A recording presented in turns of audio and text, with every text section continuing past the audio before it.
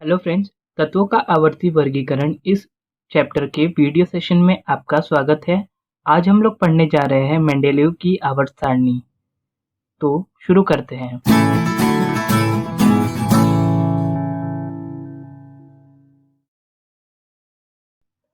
Dmitry Mendeleev इस Russian वैज्ञानिक ने ईस्वी सन 1869 से 1872 इस काल में तत्वों की आवर्त सारणी विकसित की।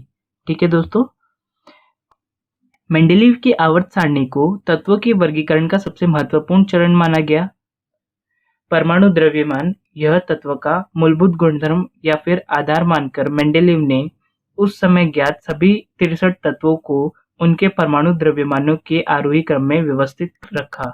ठीक है दोस्तों, इन तत्वों के भौतिक तथा रासायनिक गुणधर्मों के अनुसार मेंडेलीव ने तत्वों की आवर्त सारणी की रचना की। तो भौतिक और रासायनिक गुणधर्मों को ज्ञात करने के लिए उन्होंने बहुत सारे एक्सपेरिमेंट्स किए थे, या फिर आप लोग बोल सकते हो कि बहुत सारी अभिक्रियाएं की थी। ठीक है, तो उन अभिक्रियाओं में मेंडेलीव ने ऑक्सीजन तथा हाइड्रोजन का प्रयोग किया था। ठीक है दोस्तों, तो अब हम लोग मेंडेलीव की आवर्त सारणी का आकलन करेंगे। तो आकलन में हम लोग पहला देख सकते हैं कि ऊपर जहाँ पर गण या फिर श्रेणी लिखी हुई है, वहां पर उन्होंने सभी तत्वों का कुछ गुणधर्म वहां पर लिखे हुए हैं, जैसे कि यहाँ पर R2O, RO, R2O3 जैसे कुछ लिखा हुआ है। ठीक है, तो यहाँ पर R2O क्यों लिखा हुआ है दोस्तों? क्योंकि यहाँ पर मेंडेलीव ने सभी तत्वों की अभिक्रिया ऑक्सीजन से कराई थी, जिसमें पहली श्रेणी में ऐसे तत्व रखे गए हैं जिनके 2 अणु ऑक्सीजन के 1 अणु के साथ अभिक्रिया करते हैं। दूसरी श्रेणी में ऐसे तत्व रखे गए हैं जो ऑक्सीजन के 1 परमाणु के साथ अभिक्रिया करते हैं। तीसरी श्रेणी में ऐसे तत्वों को रखा गया है जिसके 2 अणु ऑक्सीजन के 3 अणुओं के साथ अभिक्रिया करते हैं।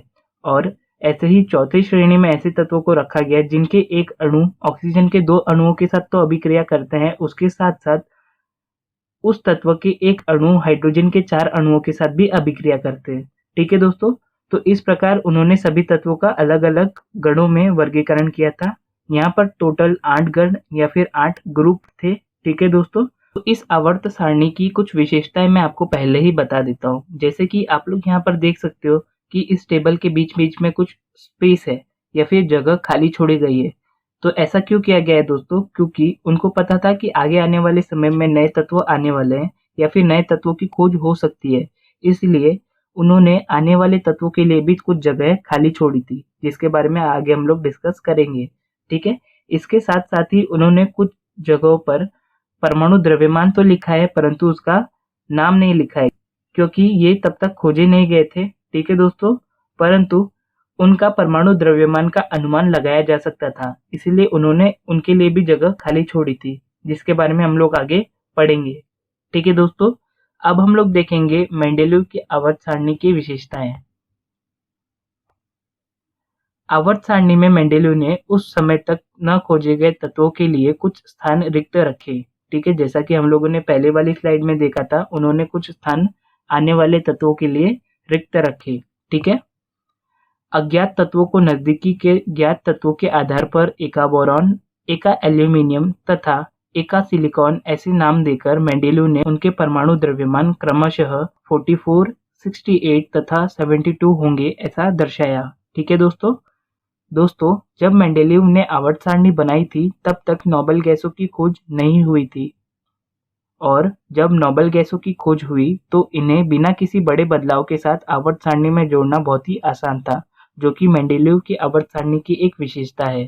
ठीक है दोस्तों, आवर्त सारणी में गुणधर्म के अनुसार योग्य स्थान देते बने, इसलिए कुछ तत्वों के परमाणु द्रव्यमान पुनः जांचकर दुरुस्त किए गए। जैसे कि बेरिलियम का पहले निश्चित किया गया परमाणु द्रव्यमान 14.09 था, यह बदलकर 9.4 ऐसा किया गया तथा बेरिलियम को बोरॉन के पहले स्थान दिया गया। ठीक है दोस्तों, अब हम लोग पढ़ेंगे मेंडेलीव की आवर्त सारणी की विषमताएं या फिर त्रुटियां। ठीक है, कोबाल्ट तथा निकेल इन तत्वों के पूर्णांक में परमाणु द्रव्यमान समान होने के कारण इनके स्थान के विषय में मेंडेलीव की आवर्त सारणी में अस्पष्टता थी। ठीक है दोस्तों, कोबाल्ट और निकेल के परमाणु द्रव्यमान लगभग समान होने के कारण उस समय इनके स्थान के विषय में मेंडेलीव की आवर्त सारणी में अस्पष्टता थी, यानी कंफ्यूजन था। मेंडेलीव के आवर्त सारणी के प्रतिपादन करने के बहुत समय बाद समस्थानिकों की खोज हुई। समस्थानिकों के रासायनिक गुणधर्म समान तो परमाणु द्रव्यमान भिन्न होने के कारण उन्हें मेंडेलीव की आवर्त सारणी में स्थान किस तरह दिया जाए, यह एक बड़ी चुनौती रही। ठीक है दोस्तों, बढ़ते परमाणु द्रव्यमान के अनुसार रखे गए तत्वों के परमाणु द्रव्यमानों में क्रमशः वृद्धि होते हुए नहीं दिखाई दी।